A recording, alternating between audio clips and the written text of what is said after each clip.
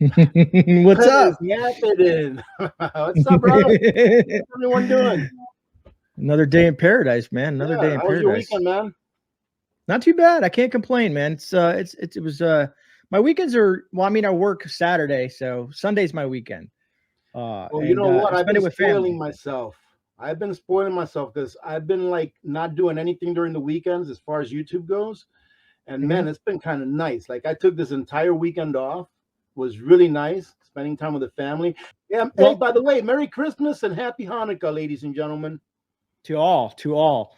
Um Being that I wanted to talk about the topic for tonight basically, we're going to kind of focus in on prepare to survive with winter power outages, but before we get into that, there's I guess you could say, an elephant in the room. And what I mean by that is the movie that Netflix dropped that was made by the Obamas or produced by the Obamas, What? I have which is no idea cyber what you're tech. talking about. You don't? Okay, awesome. No. This is great. So What it's a is is cyber. it you said a Netflix movie. What's the name of it? Maybe I've heard the name and then didn't know that it was It's them. Leave the World Behind. I think it's what it's called. Yeah, I never Leave the heard of it. World Behind. It Okay. has Julia Roberts in it, Kevin Bacon as the prepper, and a bunch of other folks in there. It has a lot of Oh, hidden little. Yeah, it has a lot of little hidden messages because remember wait a the minute. Obamas. It's about prepping. It's about preparing. Well, it kind of is. It's about a cyber attack that cripples the United States and so on and so forth. Uh, That's it. I, That's it. I'm sorry. I got to break in. Full stop, ladies and gentlemen. We got to prepare for a cyber attack. The lights are going to go out. Right. The lights. You know and what? that's what. I'm trying to be a little bit funny here, but maybe I'm not. Because this is what do they call it, Gray? Gray something programming, predictive, Yes, predictive predictive programming. programming. It's The Simpsons. It's The Simpsons. Hmm. Is all it is.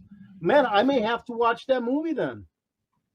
Uh, I watched a couple of the trailers. Me and the family are going to sit down and watch it and dissect it.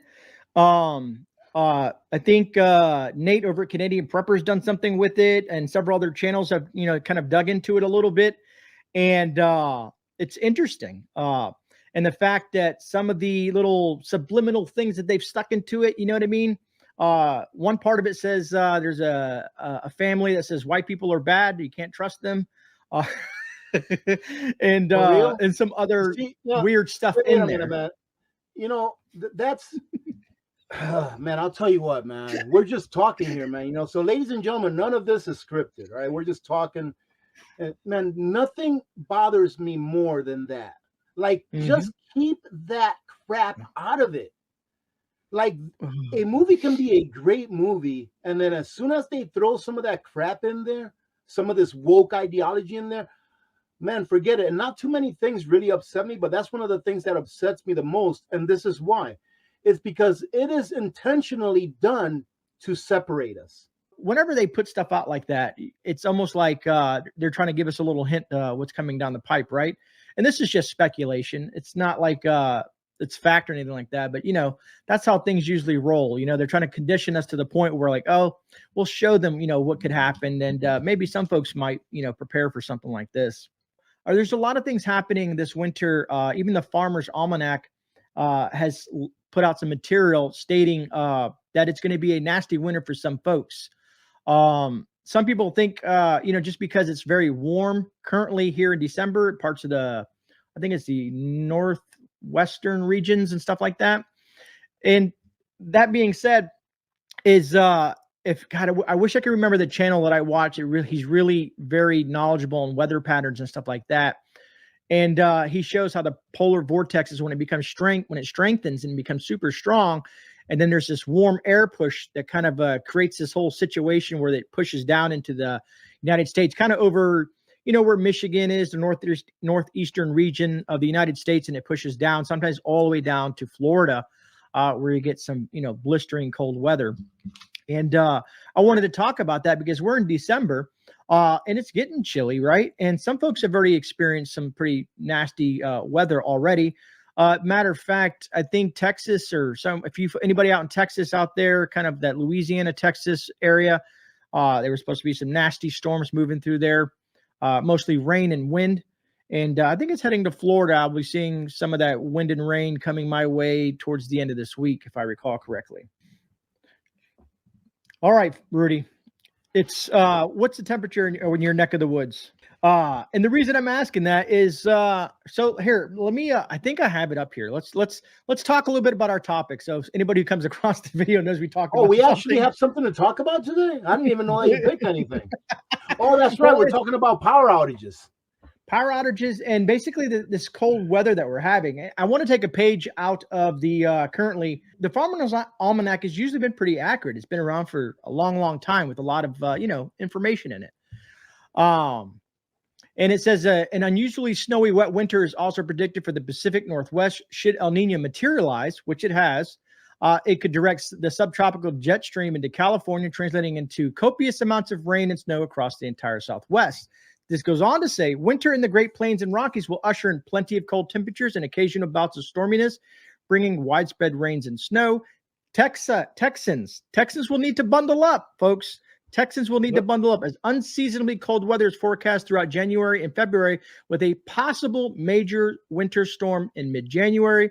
And then here in my neck of the woods, the Southeast and Florida will see wetter than normal winters with average winter temperatures overall, but a few frosts may send some shivers to snowbirds trying to avoid the cold and snow back home. So, and it goes into Boston and Washington, and it says you might experience a lot of rain, sleet, and snowstorms to contend with. So I wanted to bring this up because every year we see folks get caught off guard, be it what happened in Texas in the, in that situation, be it, was it last year when all those folks got stuck in the snow on that highway and some people froze in their cars, all that stuff that happened. So I just wanted to take a moment and talk a little bit about winter preparedness, and then we'll talk about blackouts as well. It's always good to, you don't want to plan after the storm or during the storm. You want to plan ahead always. You know what I mean? I'm pretty sure most people have that mindset that you kind of want to, plan ahead and be prepared prior to something coming.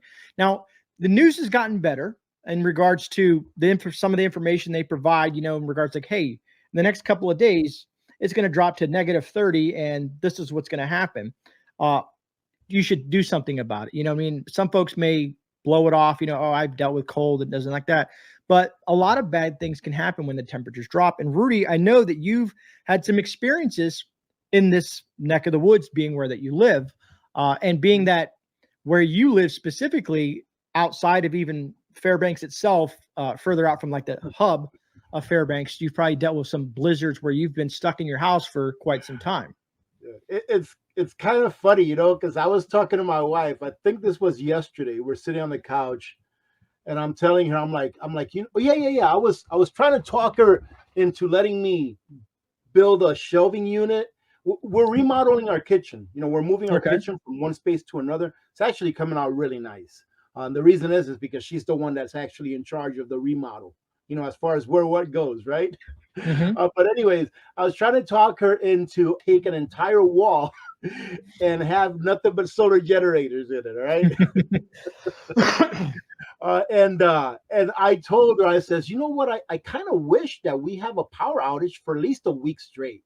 And she looked at me. She's like, why? I'm like, it'll be an awesome test to see if we can make it a whole week with just our solar generators.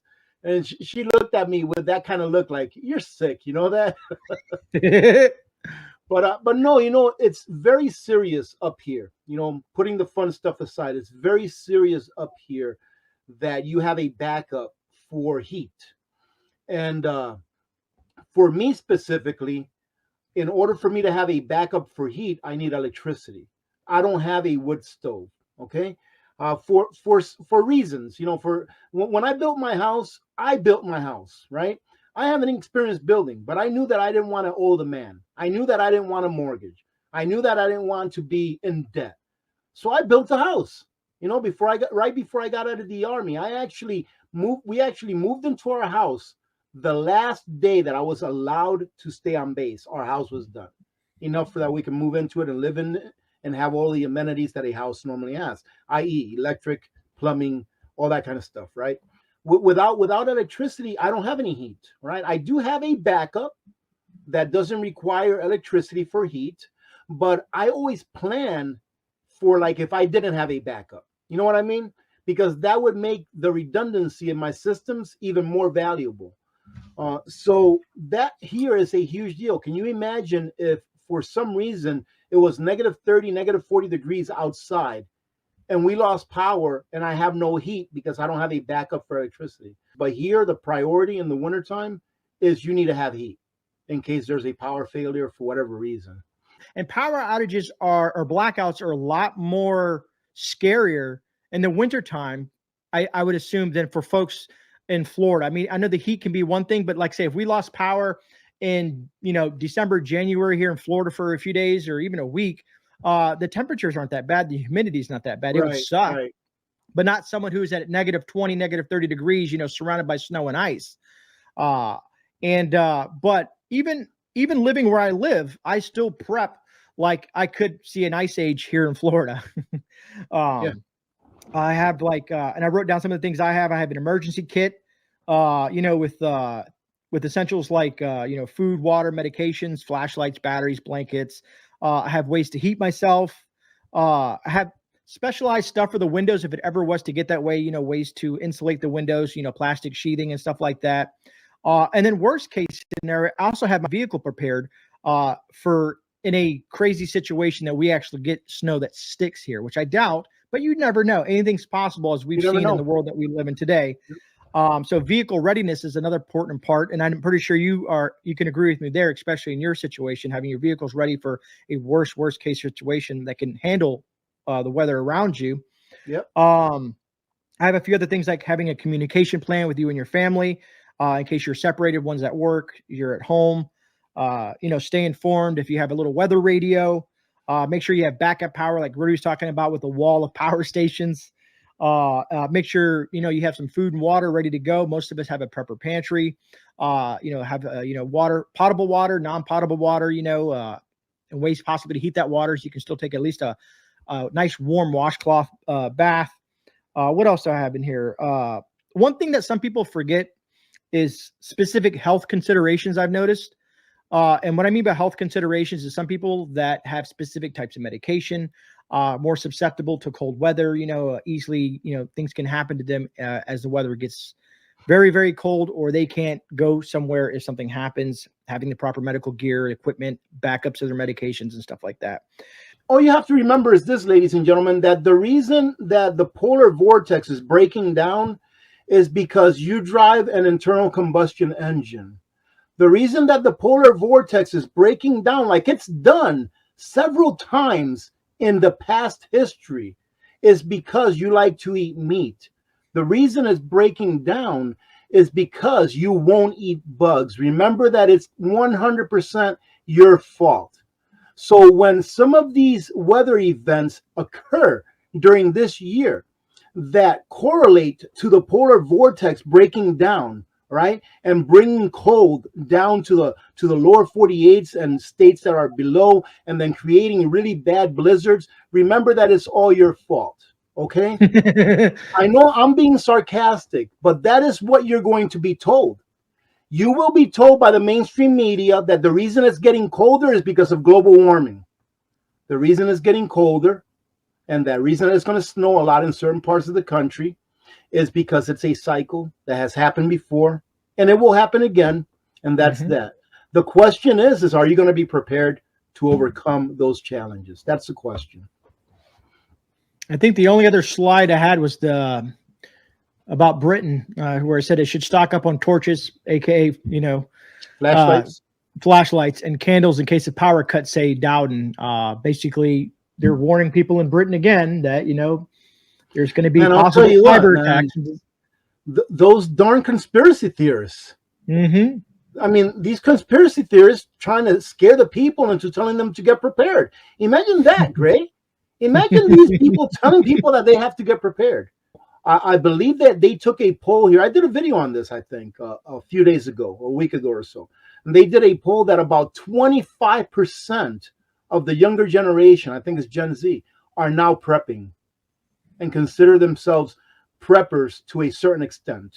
Either a big time prepper that they're prepping for everything, or at least preparing for a certain amount of time, which that is good news.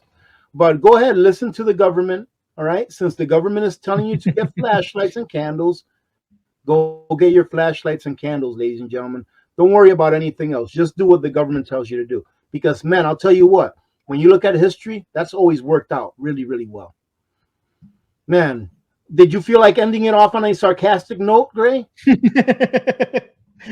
Start prepping if you haven't already started prepping. Get prepared. You know, like you said, slow and steady wins the race. You can't do it all in one big shebang.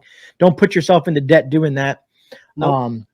And just, you know, focus on the important things. Like we always say, I know Rudy said it plenty of times. I've said it, you know, your food, ways to protect yourself, water, medicine, you know, make sure you have a roof over your head, you know, things to keep yourself warm or cool, depending on your environment. Just the little tidbits right there can go a long way.